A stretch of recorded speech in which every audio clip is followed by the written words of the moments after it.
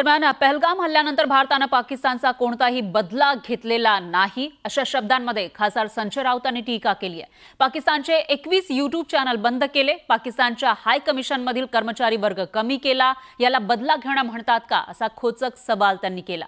तर राऊतांना पंतप्रधान मोदी समजायला वेळ लागेल असा पलटवार चंद्रशेखर बावनकुळेंनी केलाय।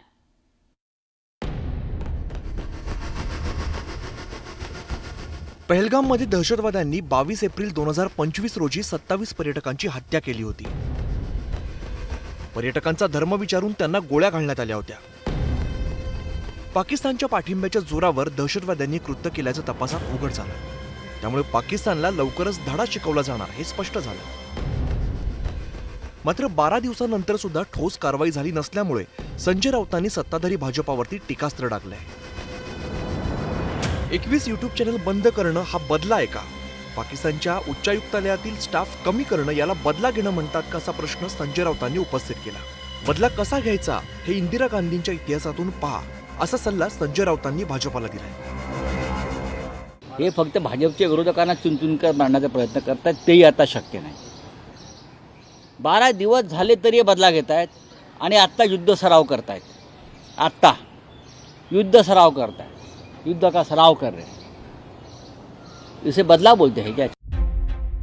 खासदार संजय राऊतांनी केलेली टीका आणि दिलेला सल्ला याची भाजपाकडून खिल्ली उडवण्यात आली। टीका टिप्पणी करण्याव्यतिरिक्त काही दुसरी भाषा घेत नाही।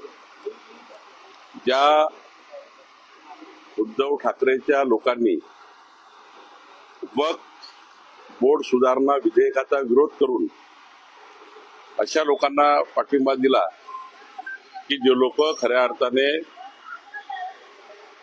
ज्यांना आनंद होतोय, आणि आता तर उद्धव ठाकरे हे ज्या पद्धतीने किंवा संजय राऊत बोलतात आहे, माननीय प्रधानमंत्री मोदीजींनी खऱ्या अर्थाने त्यांना ते समजलेच नाही। मोदीजींना त्यांना समजायला वेळ लागेल।